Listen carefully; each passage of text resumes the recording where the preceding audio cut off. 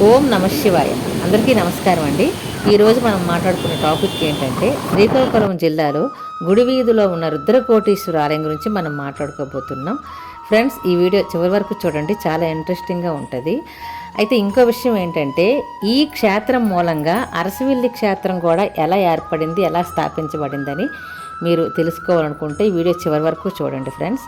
అయితే ఈ రుద్రకోటీశ్వరాలయం ఎలా స్థాపించబడింది, ఎవరు స్థాపించారు అనేది ఇప్పుడు మనం మాట్లాడుకోబోతున్నాం.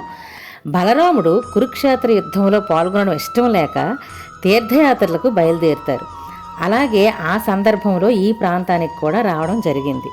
అలా వచ్చినప్పుడు ఇక్కడ ఉన్న ఈ ప్రాంతీయులు బలరాముల వారికి విన్నవించుకుంటారు. ఏంటంటే, స్వామి, మేము గంగానది స్నానాల కోసం అంత దూరం మేము రాలేం కదా, కాబట్టి మా కోసం ఇక్కడ ఒక నదిని స్థాపించండి అని వేడుకుంటారు.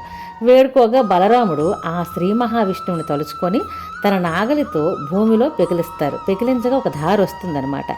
ఆ విధంగా ఇక్కడ ఈ నది ఏర్పడింది. బలరాముడి యొక్క నాగలితో సృష్టించిన నది కాబట్టి ఈ నదికి నాగావళి అని పేరు వచ్చింది.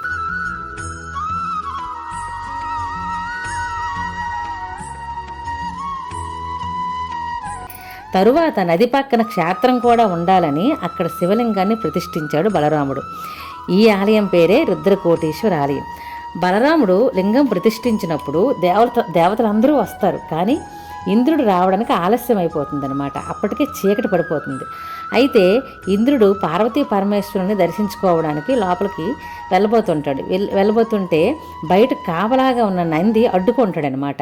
అంటే పార్వతీ పరమేశ్వరుడు ఏకాంత సమయంలో ఉన్నారు, ఇప్పుడు మరి వెళ్ళకూడదు అని నంది అడ్డుకుంటాడు. కానీ ఇంద్రుడు ఒప్పుకోడు. కోపంతో తన వజ్రాయుధంతో నంది మీదకి దాడి చేస్తాడనమాట. అప్పుడు నంది కోపం వచ్చి తన కొమ్ములతో ఇంద్రుడిని విసిరేస్తాడు.